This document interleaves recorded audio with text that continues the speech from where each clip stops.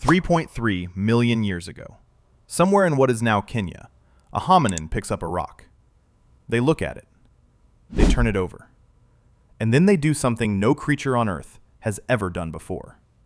They strike it against another rock to reshape it. In that moment, that single, seemingly trivial moment, the most consequential technological revolution in the history of life on Earth begins. The invention of weapons and tools didn't just change how humans survived, it changed what humans were.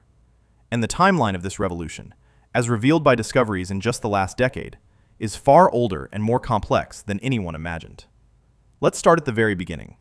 In 2015, archaeologist Sonia Harmond and colleagues published a bombshell paper in Nature announcing the discovery of stone tools at Lomekwi 3 in West Turkana, Kenya. The tools dated to 3.3 million years ago, 700,000 years before the genus Homo even existed. This meant that the first tool makers weren't humans at all. They were likely Kenyanthropus platyops, or another early hominin whose identity remains uncertain. Whatever made those tools, it had the cognitive ability to select appropriate raw materials, plan a series of strikes, and modify natural objects for a purpose.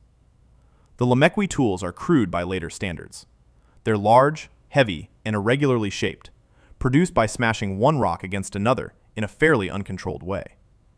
But they represent something unprecedented in the animal kingdom: the deliberate modification of natural materials to create something new.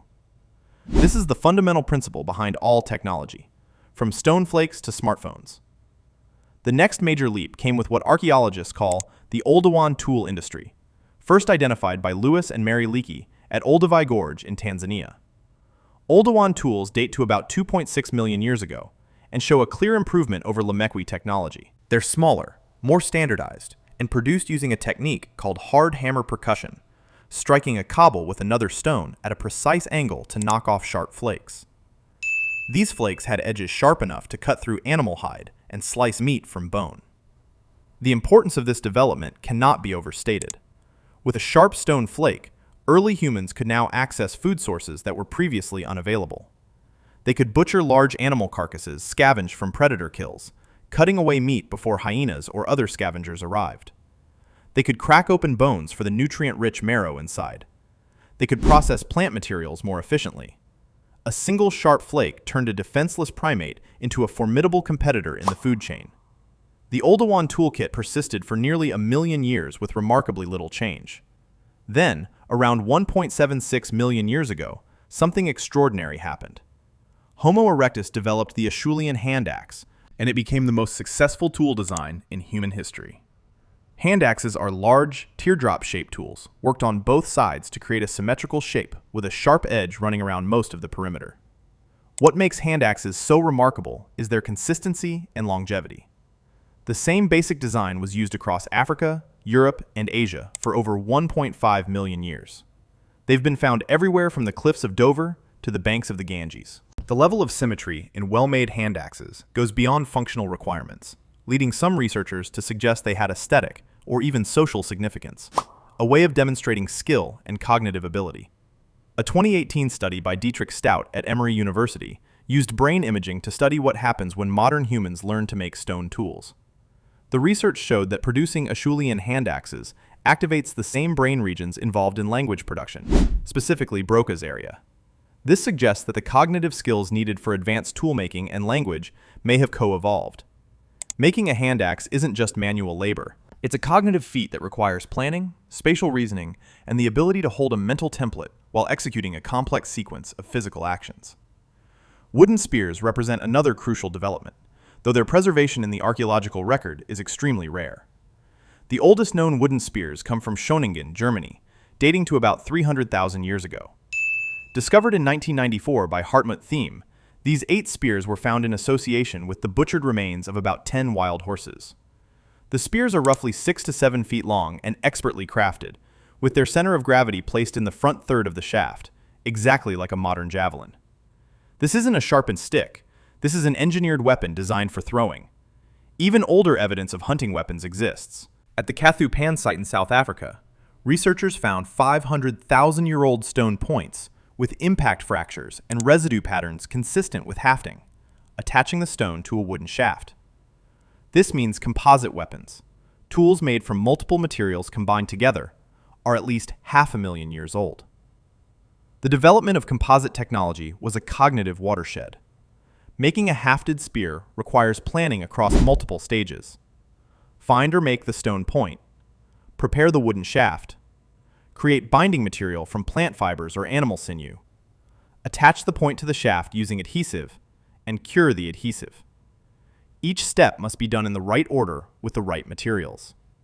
This kind of multi-stage planning represents a dramatic increase in cognitive complexity compared to simply knocking flakes off a rock. Adhesives themselves were a major innovation. At the Campitello quarry in Italy, researchers found traces of birch bark tar on 200,000-year-old Neanderthal tools. Producing birch bark tar requires heating birch bark in the absence of oxygen, a controlled process that demands understanding of fire management and material science. A 2017 study published in Scientific Reports showed that making birch tar is more difficult than previously thought, requiring precise temperature control and specific conditions. The Neanderthals who made it possessed genuine chemical engineering knowledge. The spear thrower, or atlatl, appeared around 30,000 to 40,000 years ago and represented a quantum leap in weapon technology. This simple device, essentially a stick with a hook at one end, extended the effective length of the throwing arm, allowing humans to hurl spears with much greater force and at much greater distances than bare-handed throwing.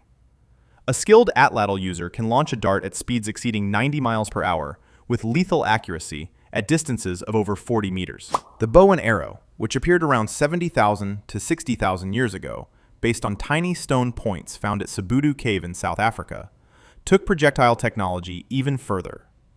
Bows store energy elastically, releasing it in a sudden burst that propels an arrow with high speed and accuracy. A 2010 study published in the Journal of Archaeological Science by Marlise Lombard and Laurel Phillipson analyzed microliths from Sabudu and found blood residue and impact damage consistent with arrowheads. The bow represented something entirely new, a device that stores energy and releases it on command. This is the fundamental principle behind every engine, battery, and power system that followed. It's not an exaggeration to say that the bow and arrow is the conceptual ancestor of all energy storage technology. By the end of the Stone Age, human weapon technology had progressed from crude smashed rocks to sophisticated projectile systems capable of killing large animals from a safe distance. Each step in this progression was accompanied by increases in brain size, social complexity, and cognitive ability. The tools didn't just help humans survive, they drove human evolution, creating selective pressure for bigger brains, better communication, and more complex social organization. The story of human weapons is ultimately a story about the power of ideas. Every tool represents a concept. The idea that nature can be modified, that materials can be combined, that force can be multiplied and directed. From that first struck rock in Kenya 3.3 million years ago, to the weapons that enabled humans to hunt mammoths, cross oceans, and eventually dominate every ecosystem on Earth, the through line is clear. The most powerful weapon in human history was never a spear, an arrow, or a sword. It was the human mind.